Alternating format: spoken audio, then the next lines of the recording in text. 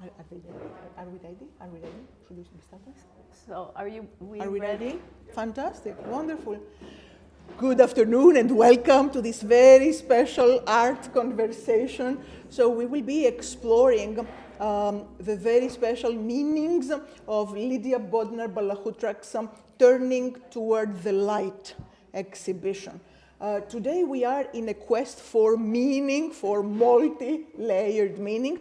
My name is Tahinchi. I am an archaeologist and an art historian. I teach art history at the Glassell School of Art. This is the artist, Lydia Bodnar-Balahutrak, and in a very meaningful way, we are here in front of Lydia's choker, right?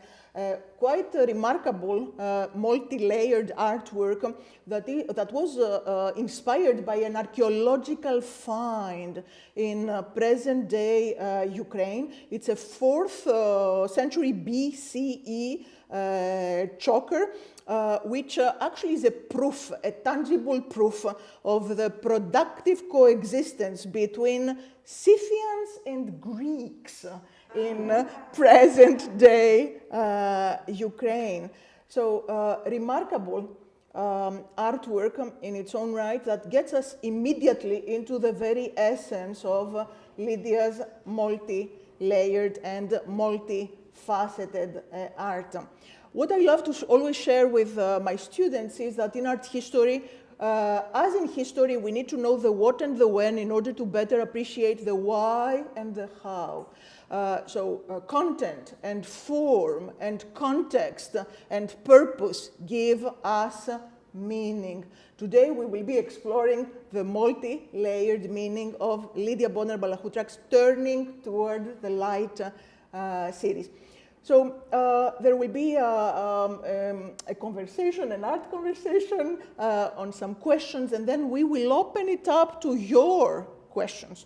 So please save those questions for the end of the conversation today, so you can ask any question you might have on Lydia's multi-layered, multifaceted art. Let's get us started with better appreciating the why and the how behind this very special series, very powerful, very poignant series on turning toward the light. Multi-layered, multifaceted art. So Lydia, you always bear witness to crucial moments in history.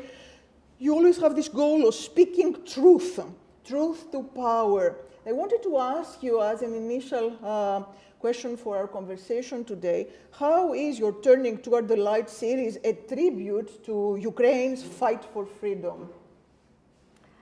Well, thank you very much for carrying on this conversation. I guess the important thing to know, and probably many of you do know this, that I am Ukrainian American. So I was born in the United States, but my parents were refugees from Ukraine after World War II.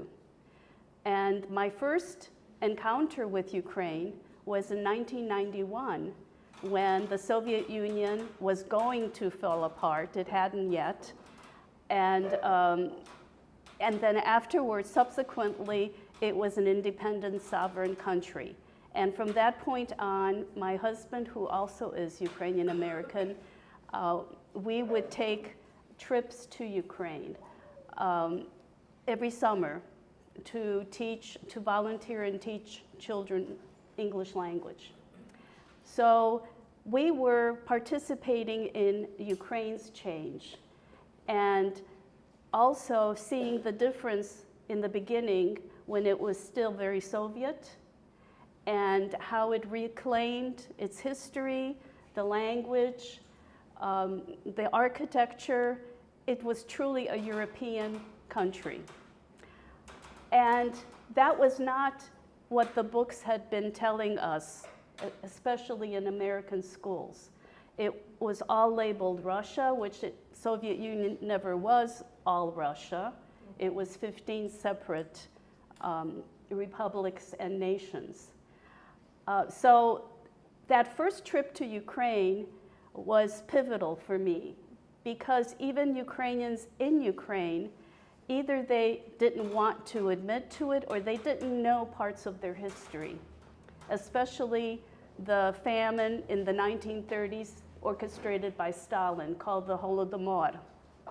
So when I came back to the United States, bearing witness to that particular history and many other histories, not necessarily always Ukrainian, was worth working with in terms of art and creating a narrative that was visually compelling and a way of seeking and finding truth by using text and image. And then sharing that work with a larger public, not a kind of an in-your-face kind of narration, but something more, I want to say poetic, using metaphors, both verbal and visual, and using different kinds of materials and different kinds of processes. So it started with that, and then it has continued with subsequent trips and subsequent historical periods. And of course now it is the war, which again, it truly began in 2014 when Russia took Crimea, but that was never considered a war.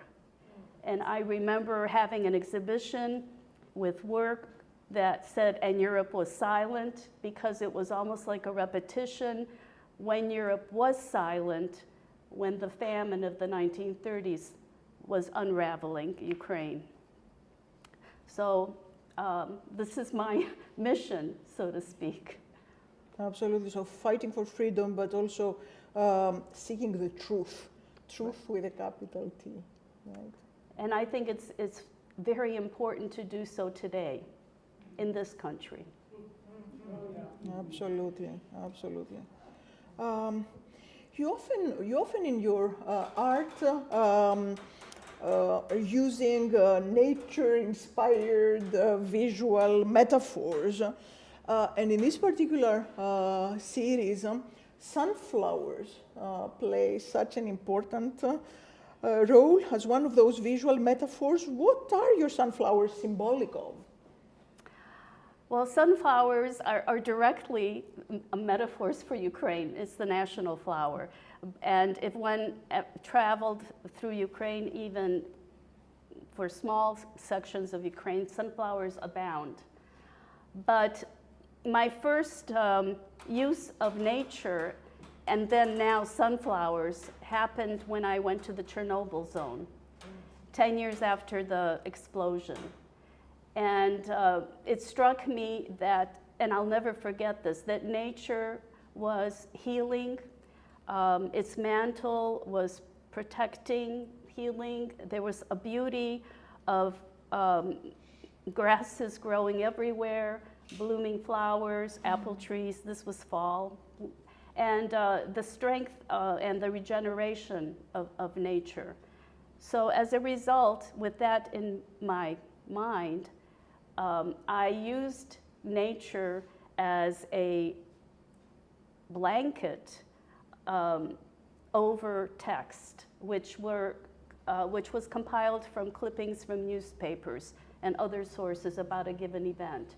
Because that's how I felt Chernobyl was humanly destroyed, but nature was taking care of it now.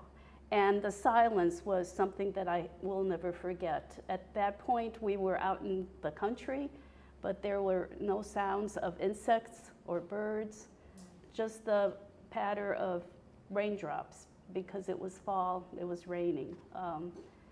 And that was something that I use again, incorporating nature of one kind or another, and using it as a metaphor. It's not always healing. I have done a series of pandemic lamentations where there are thorny branches and trees because what had happened in the pandemic era here in the United States really needed to be pricked. but the sunflowers are almost human-like in their presence. They do turn toward the light. They regenerate when they're mature. So on the earth, they grow from a seed and then they produce seeds, and that is regenerated. And there's something magical to see fields of sunflowers do that and turn to the light. So it's a perfect metaphor, perhaps at this time when there is a war, and it will be 3 years in February, which this month, that we look at the light and turn toward the light, which I have tried to do that in the works, the various works presented here. I did not want to show the destruction. We see the photographs of that enough, but include mention, serious mention of the children that have been abducted, and also the grace and dignity and resilience of the Ukrainian people. So in the text that you can read and see from newspapers, you will be able to see that kind of narrative, and shrouded by sunflowers, like the sunflowers that into which the Malaysian plane was shot over. So there's something healing about that also. Beautiful. So the life cycle, life affirming, right. Attraction from light, right? Yeah. And every bouquet of sunflowers that I get, I let the flowers dry, and then they become my models. So, because they have a certain kind of light and presence at every stage. And you have incorporated some in your artworks, including some seeds. Yes.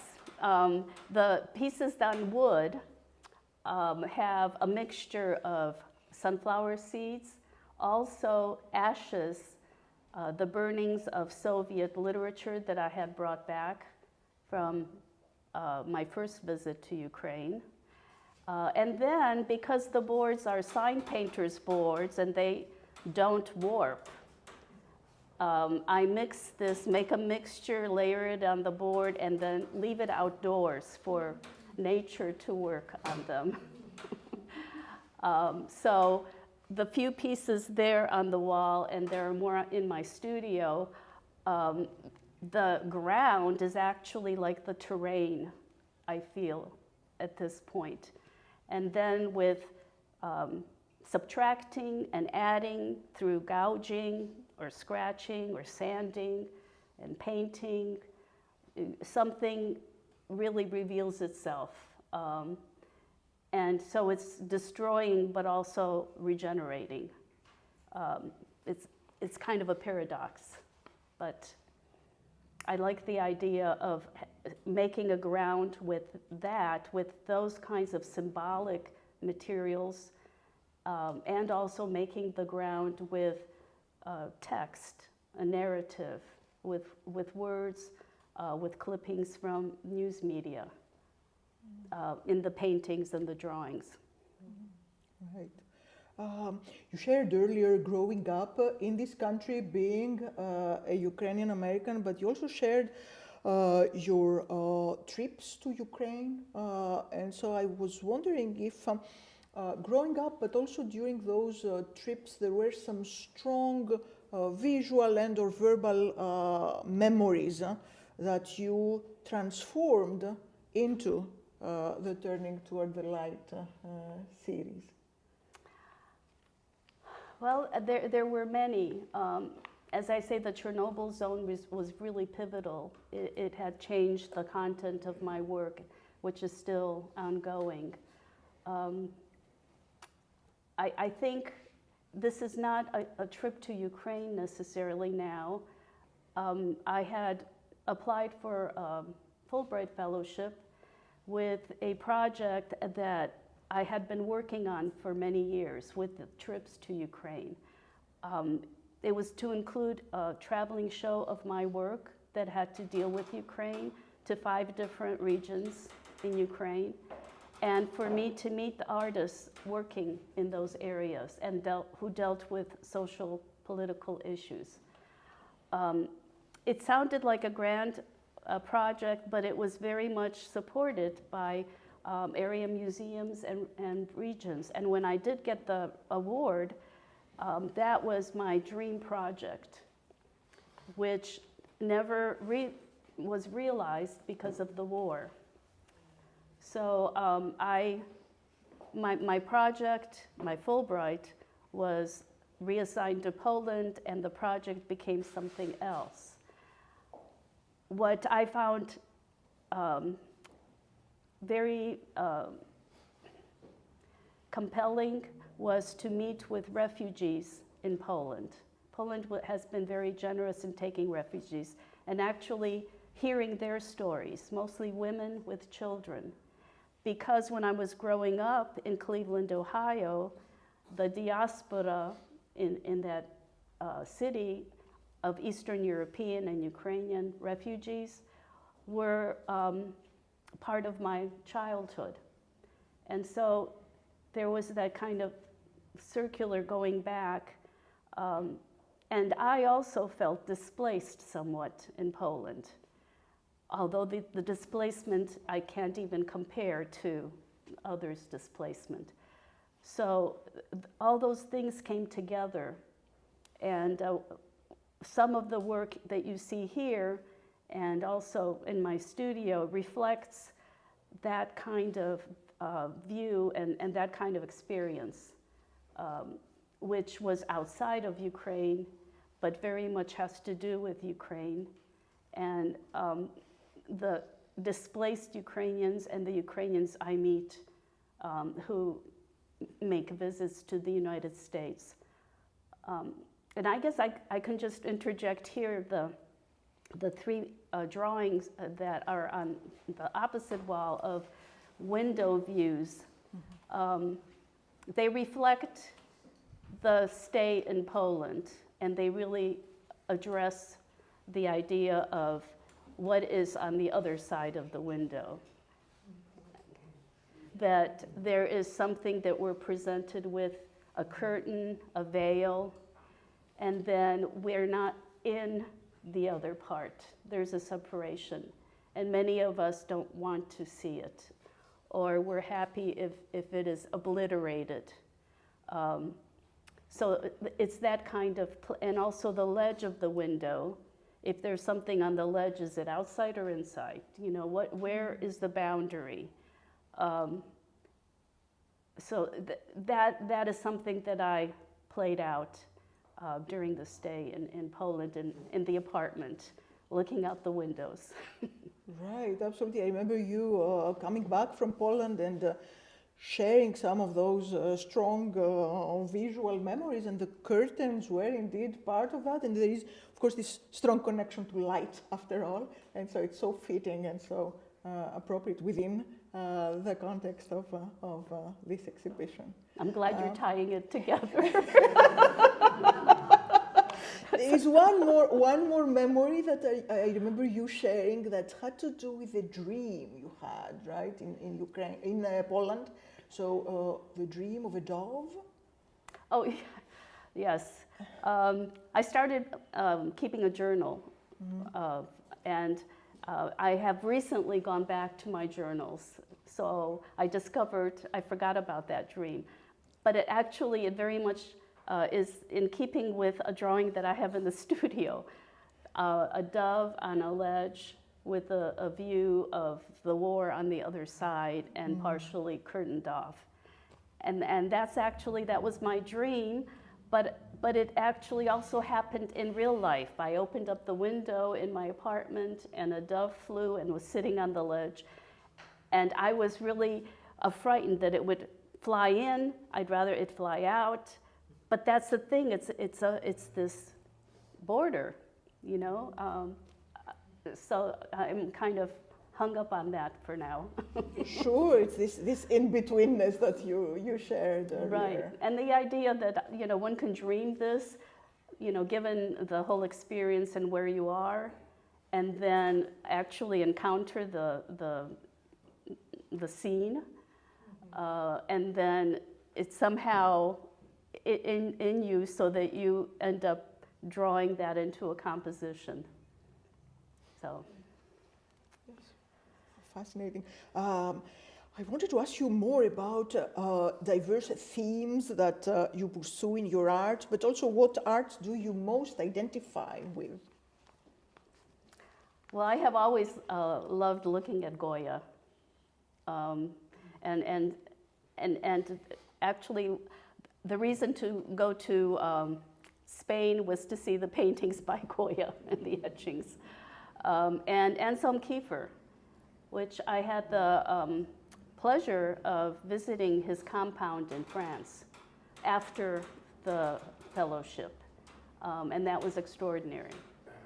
So they're very different artists. The nice thing about Anselm Kiefer is he's actually contemporary, so he is still making art. He's in his 80s, and he was born during the war. So what he is doing and the materials and the alchemy makes sense. And then going to the compound and seeing the various ways in which he manifests that is also incredible. And with Goya, his perception of human beings is just extraordinary.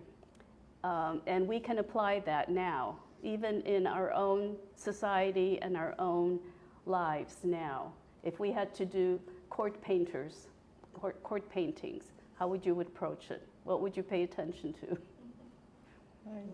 Right. This is a war, exactly. Yeah, that's a great series.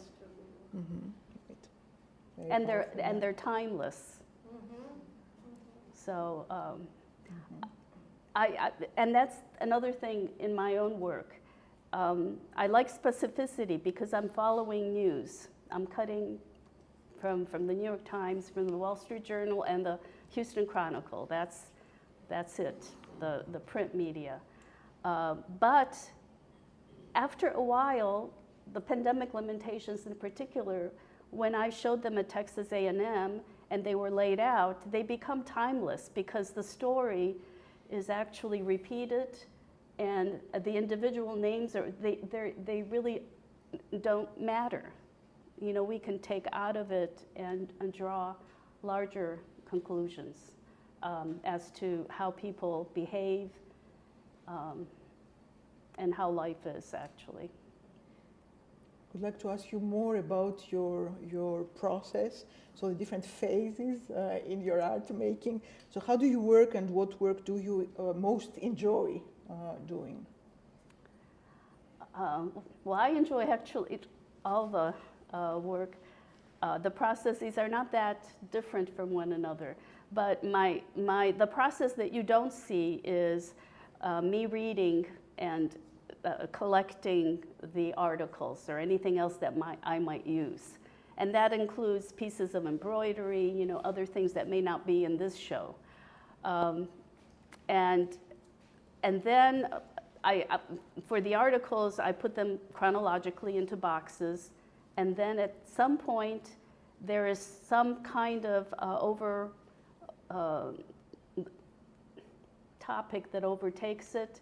And I lay out and decide which of the articles to use in a collage on a canvas or on paper. It could be large, it could be smaller, and that takes a while. As some people know, when I was putting together a huge canvas, a huge collage with the beginning of the war, which is in my studio now on the wall. So that is actually very important to me, and the layout, the composition, what is next to what I decide to use and what I don't. I'm trying to clarify for myself how to accept this particular event. And it's a cathartic, and it's very emotional in many cases. but it's necessary. And then once I glue it in, decide where things are, then I take a photograph of the entire thing. And the next step is layering the paint or the charcoal or the painting, and a lot of it is improvisational. I may have a general idea of what the metaphors will be, what the visuals will be, like will the grass grow over it? They were blades of grass, larger, smaller, and then it becomes very much an abstract kind of technical thing. Also, what do you see close up? What do you see from a distance? From a distance, this looks like leaves, but then when you're drawn closer, there are pieces of information and other narratives in between the interstices. So that is played out, and when the work is finished, that's hard to call. So I always have more than one work going. So something may be in the collage stage and then in another stage, so that I can actually live with something for a while and decide that it is finished or not. So I love that process of layering and also covering and uncovering, revealing and concealing, because I think that that's how we as human beings take in the world. We accept and let it enter and then cast off.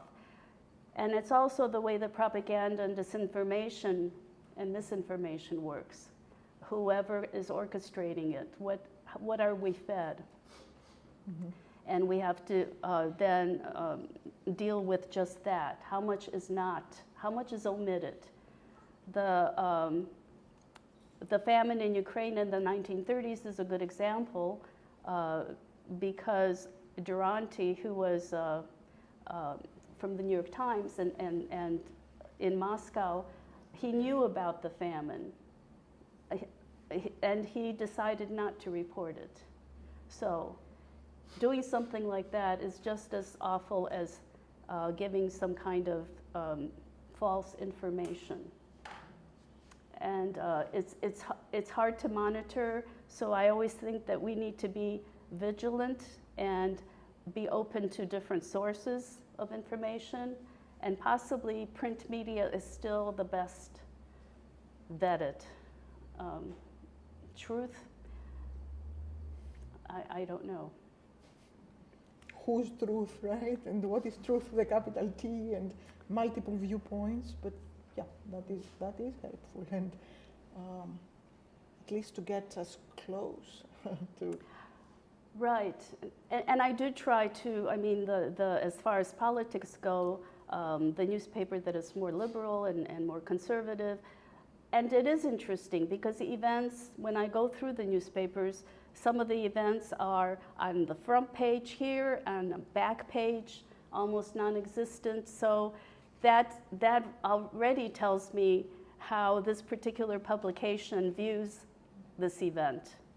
But I see it. I haven't figured out how I can share that unless it was videoed.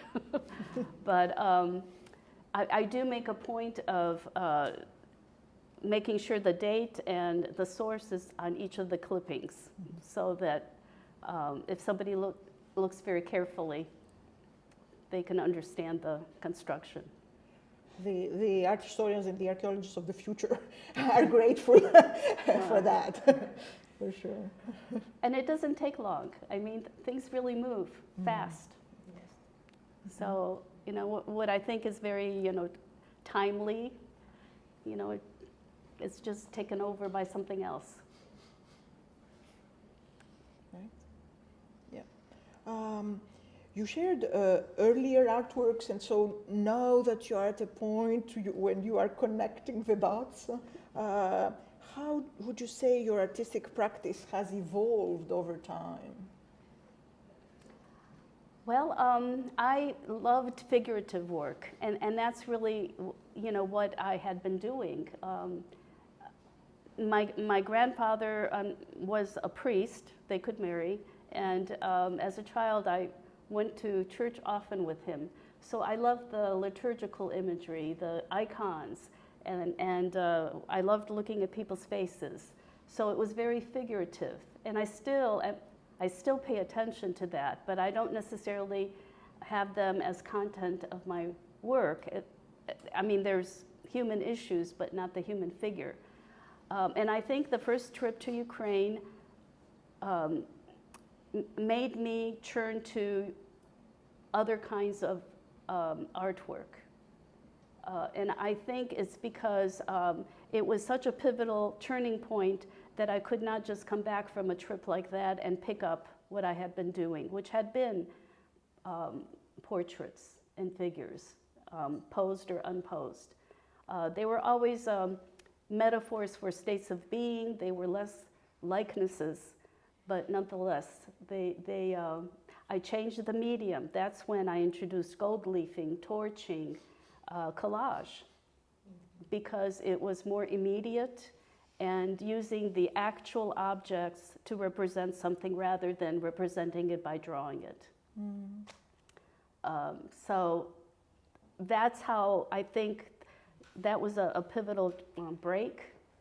And I brought a book that was published about my work. If you saw that, you would see that it's all figurative. And then there comes a point of the 1991 trip to Ukraine, and then it changes.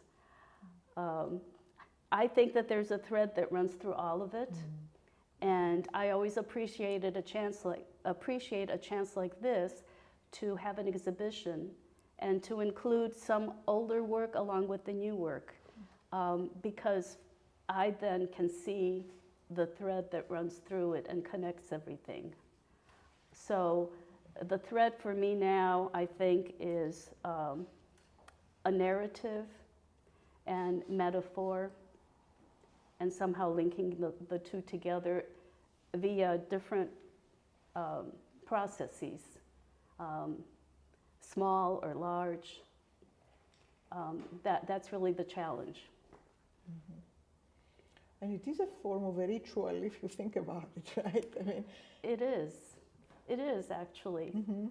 Because I was thinking that, much of what I do doesn't even manifest itself in the work. And I think most artists can say that. But, right, it takes a lot of time to do that which is not seen. Yeah, and the ritual part of it, the charring of the wood, and actually even the mark making, the nature of the mark making, hopefully carries how I feel about the content. Right. So things like scoring, like tearing, cutting, which I wouldn't have envisioned myself doing that when I was doing the earlier figurative work. The drawing was drawing and the painting was painting. So that's the road it has taken. You shared mark making, which seems to be an integral part of your work. What else is integral to your work as an artist? I don't know, but I think you mentioned narratives previously, you mentioned metaphors. But the stories, stories, yeah. I think there's a narrative aspect to my work always. It could be suggested, it's not like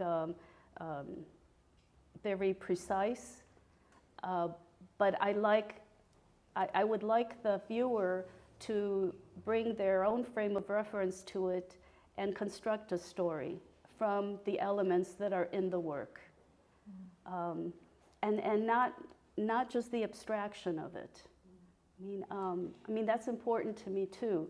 The abstract elements, the design elements. I mean the artfulness of it. But I am always interested in hearing people's reaction, because that adds to how I go about the work. That when I really tap into something that is very specific, or my own reaction, that it actually expresses itself within other people's eyes. Beautiful, yeah. I often ask my students a question that I cannot resist to ask you today, which is, what can't you live without? That's a key question in my eyes because it allows everyone to get to the very essence. What is essential to you? What can't you live without?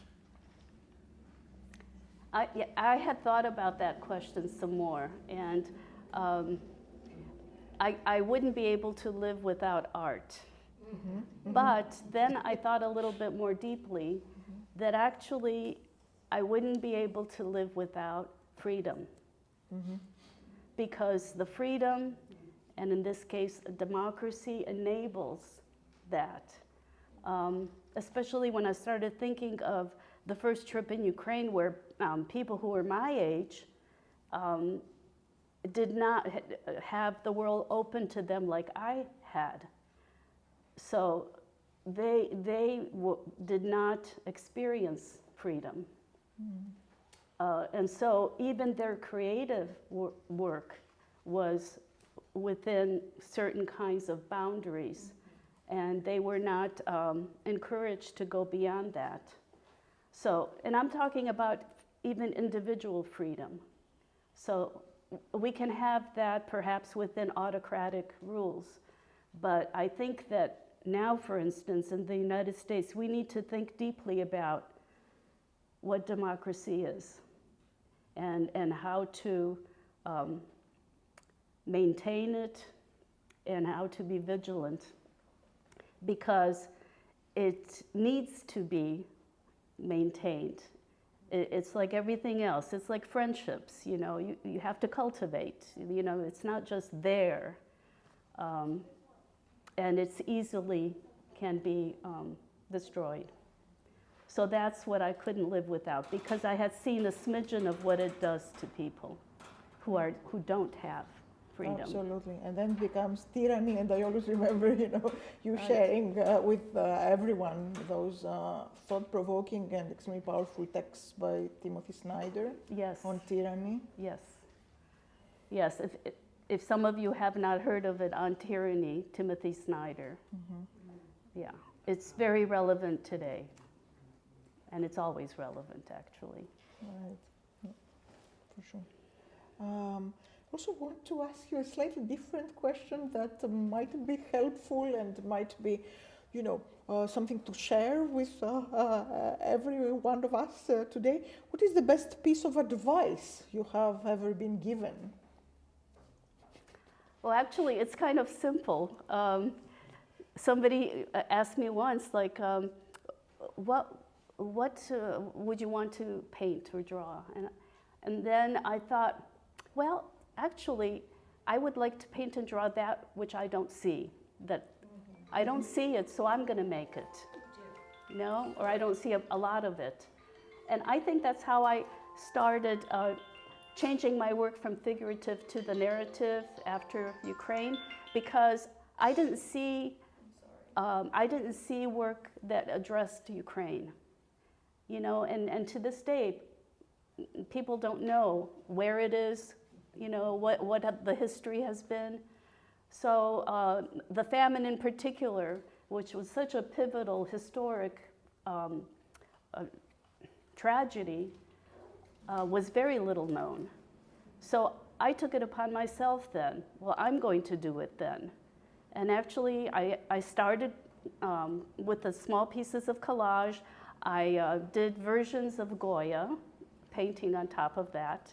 You know, might as well work with the, you know, geniuses if you're going to do a version. And I was really encouraged because I won an award for that, and I got a grant for that body of work, and I got an exhibition about that work. So I thought, well, okay, then this is really making an impact. Somebody who is not Ukrainian, who's not compelled to talk about Ukraine, they understand something in this. So it is something that I advocate to others. You know, if look in your heart if there's, and make what you don't see out there, because you're the only one who could make it. That's beautiful advice. Make what you would like to see. Right? Quite beautiful. We don't benefit from this piece of advice. Thank you, Lydia. I'll ask you one more question, and then we will open it up to questions and answers from our audience. Looking towards the future, I want to ask you artistically, what are your goals and what would be your dream art project for the future? Well, my dream art project is easy to answer now because it's the project that I couldn't realize, my Fulbright project. I still would like to share my work as a Ukrainian American born in the United States and with Ukrainians in Ukraine, because that is a big body of people that I did not have the opportunity to do. So that's my dream project, is to realize that part of it and also meet the artists that are social, political, which I have already had opportunities to meet in Poland. Lots of Eastern European Ukrainians, and even in the United States now. But I truly believe that Ukraine is going to win.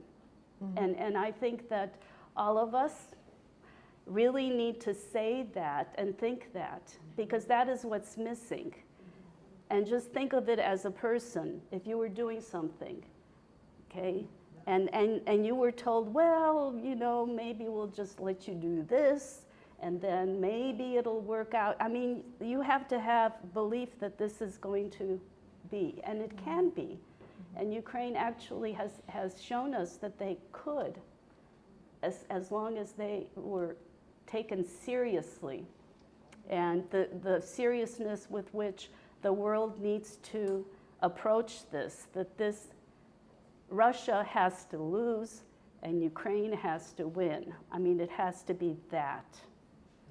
Okay, and I think that any Russian who actually is thoughtful about having a Russian culture develop would say the same thing. Whatever is there now has to be, has to lose and give it up. Mm-hmm. On this hopeful note, let's open it up to questions from our audience. Yes, please. Yes. Hi. Lydia, the painting that is right behind you to the left, it's off-center, so it certainly wasn't the first thing I saw in that. But at the top, there's a soldier carrying a Ukrainian flag, mm-hmm. And that evokes certain thoughts in my brain. But I'm wondering, what was the meaning of that to you? Why did you put that in that particular piece? Well, this was comprised of clippings that had to do with the war going on in 2023, 24. And usually when I arrange them, there are images that have color, have text. And so as I was building and covering what was here, I left some of the text to be readable, so indicating that despite the dire prospects, that the Ukrainian fighters were gritty and continuing fighting.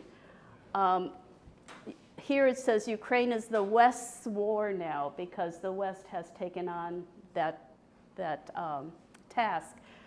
But that image, I didn't want to obscure it, because that pretty much says it all. That's the country's flag, and there is the soldier holding it, and that is what they are aspiring to. Well, that's pretty much what it's meant to me too. And the way that this was arrived at, there was a lot of tearing and adding and subtracting.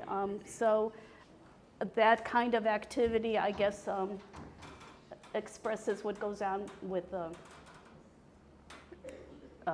in the war. Right. Thank you, thank you. Yes, please, yes.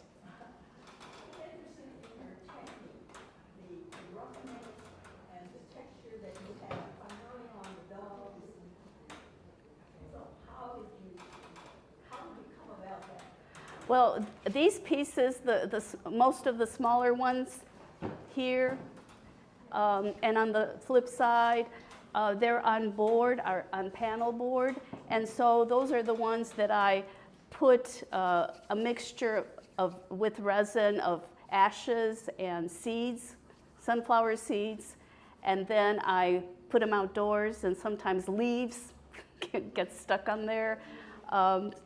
And then oftentimes I torch it. The resin is slow drying, so nature's droppings can oftentimes glue itself onto the surface.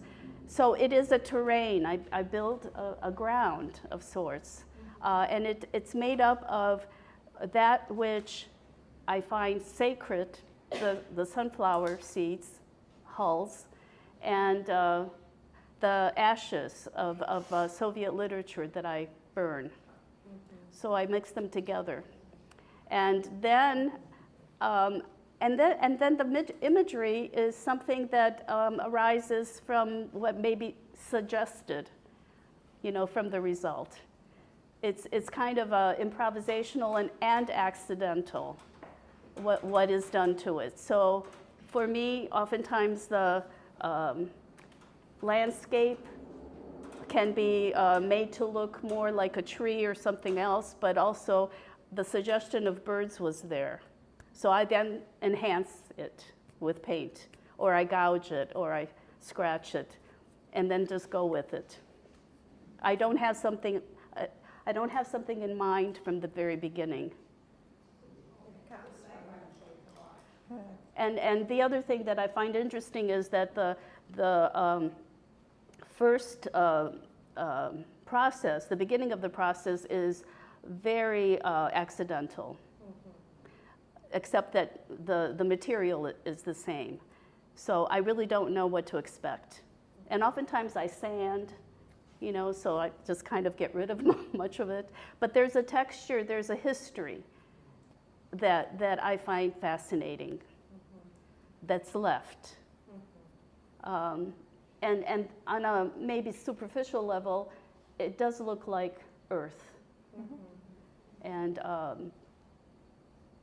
that's good now. Yes? I have a question. Your work is just gorgeous, but why are you using Soviet literature and not Ukrainian literature? Well, I do use Ukrainian literature in a good way, but I use Soviet literature that I brought back from Ukraine on my first trip to Ukraine when it was Soviet. And it's my way of, it's cathartic, I guess, to burn it.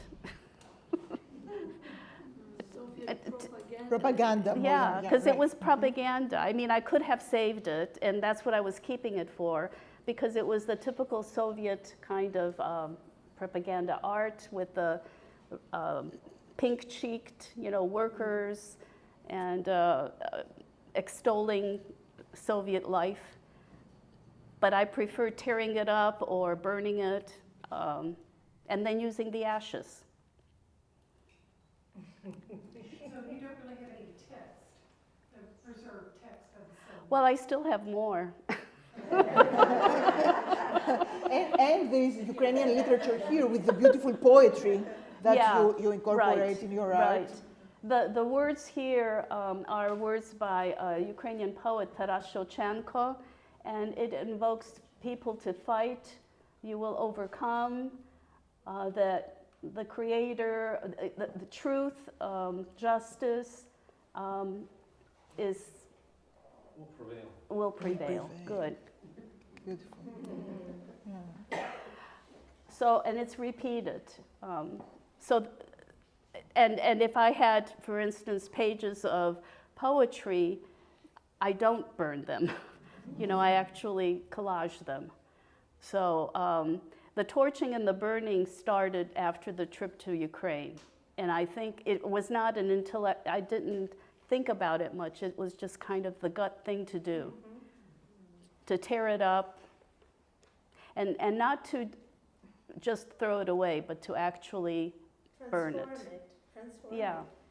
I was thinking that they are in a way like healing rituals, you know?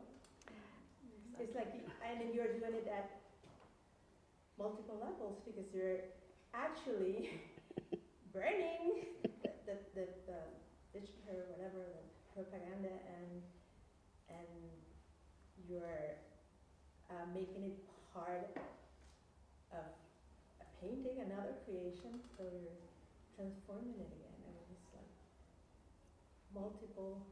That's lovely. Right, so destruction as creation ultimately, Right.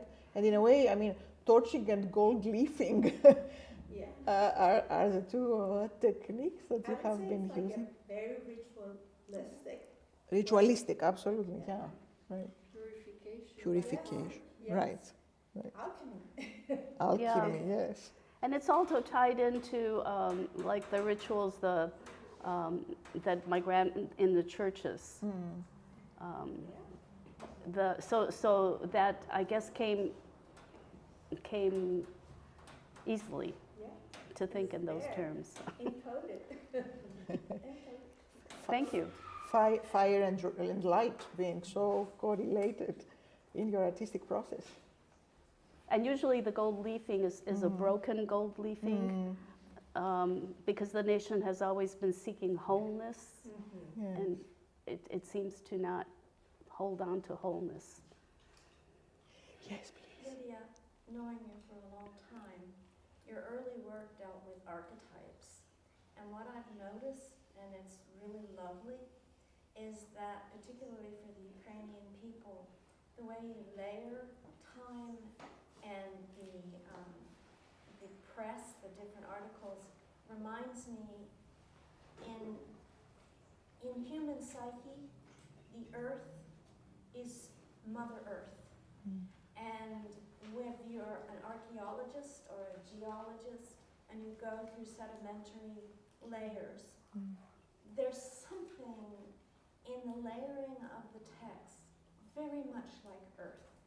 And what I see with the sunflowers is humans need something larger than themselves when you're confronted with things beyond your ability to control. And so nature, the sunflowers, the earth, Mother Earth, become these archetypes that somehow give us assurance and let us know that no matter what we do, whether we fail, whether we succeed, I'm gonna cry, that Mother Earth, the flowers, the squirrels, the doves, they are things that innocent and inspiring, and I salute you for those archetypes, because I think they give us hope. Well, thank you. And actually, getting back to that question of my advice to do what you don't see, I find that if I find that in my own work at some point, that's gratifying. You know, it's finished. I mean, it's done what I needed to see in it, if that makes any sense. So. And there is hope in cultivating our gardens literally and metaphorically. Entire cycle of life. Yeah. Oh, The there has seeds, to the be hope. seeds that we are Yeah. planting, literally or metaphorically, that we are watering, and then light comes in, Right. it blooms, and then it's the entire life cycle of it all. So, going back to seeds. Right. Right. Michael. Could you, while everybody's sitting here, could you walk to each piece or each group of piecing and just say 2 or 3 sentences about each one and why you did it?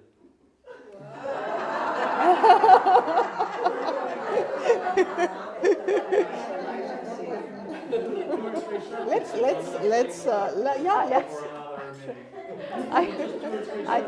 I can answer that question. What can I live without? And I said, oh, my husband. I thought, well, I don't know. let's start with the choker because Well, it's. Anna can help me too. Oh, sure, anytime. Well, this is the oldest piece and the biggest piece, and I'm very happy to have it here. It is one of the most well-known gold pectoral, and it does indicate that it probably was done by Greeks. Greek goldsmiths, that's correct. But the husbandry, the animal husbandry, and the flora and the fauna, and then the griffins on the bottom, it's tiered. But if you look more closely underneath that, you might recognize some of the characters in 20th century Ukraine, especially those that were in the Ukrainian administration, the early years of its independence. So I gave myself the challenge, and there is another one in my studio and another one too, to actually change the size of these gold treasures and make them large. So this is one of them. And the idea and the title also to have a double kind of meaning, choker, which is a neck piece, but also this can be choking, this history. And please don't hesitate to come closer. You'll see some fascinating details when you zoom in. So. And also this light, this is actually from a newspaper photo of the Maidan revolution, except that it's overpainted. So, and then of course our friend there. Yeah. What year is it from? What year is it from? This is 2021. Okay. It's not that old. No. No, it's after the pandemic. I have. And then these two actually were done at the same time. Here, I wanted to veil what was going on, and it's like looking through a window of sorts. Or it could be a haze outside. And so the mark making was a big part of it. The collages are there and the images are there, and you could read the text, but then how to pull this together. So the innocent children here, the grave diggers. Here, Russia punishes those who seek the truth. So these are lifted from certain articles. And then darkness in Ukraine at the top. And this one is charcoal and pastel, a lot of tearing of the collages. And so we've talked about that, but the flag is clear. It's not in any way obstructed. So that's what I hope for. These are the wood pieces that, and I have brought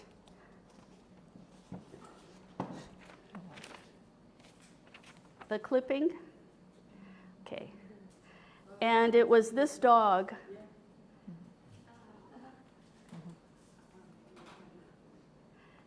And that has happened to me because so often there is some animal along with the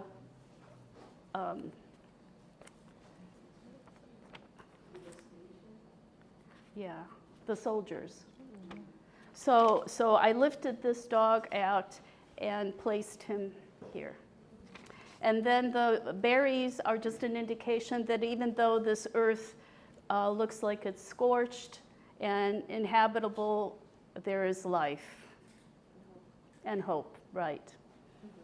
So the same thing here with this dove, and this is a nightingale.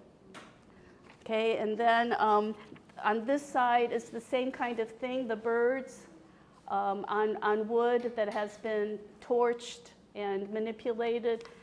And here, these are on wood, except some of them actually have real dried sunflowers worked into the terrain.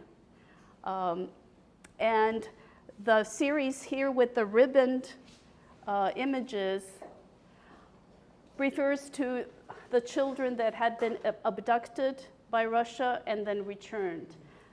There have been, the New York Times especially has had features about that with photographs and interviews with the children that had been found.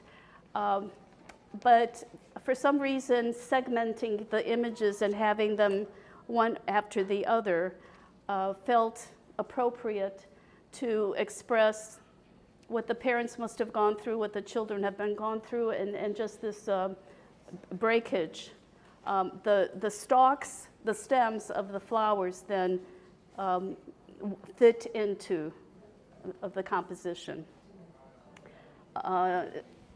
This one, the upper one, goes along the painting in the office above the desk is a larger version and from this study.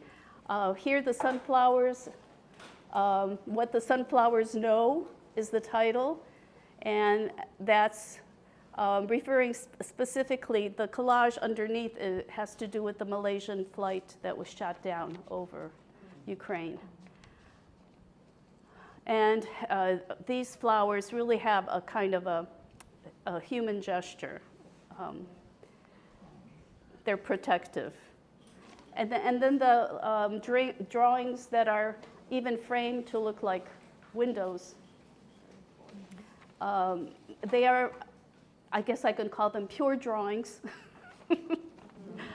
And no torching or anything. But it always starts with a newspaper photograph or text about a particular event in the war. So that sets the pace, that's the ground, and it's there. And then on top of it is the curtain, and then possibly something that sits on the ledge. So I know you're very fond of squirrels. Is there a particular association? Well, a friend of mine makes the squirrels with wool.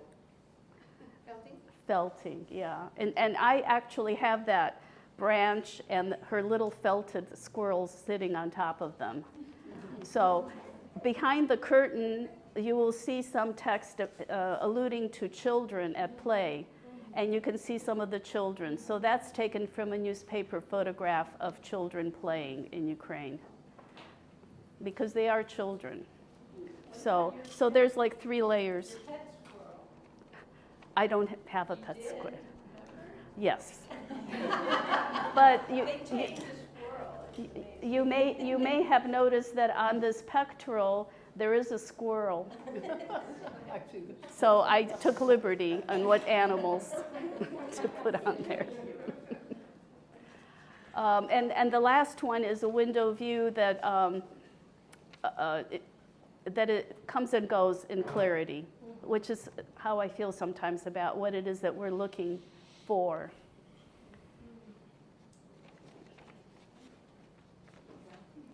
Thank you, Lydia. Thank you so much for coming. Thank you, appreciate it.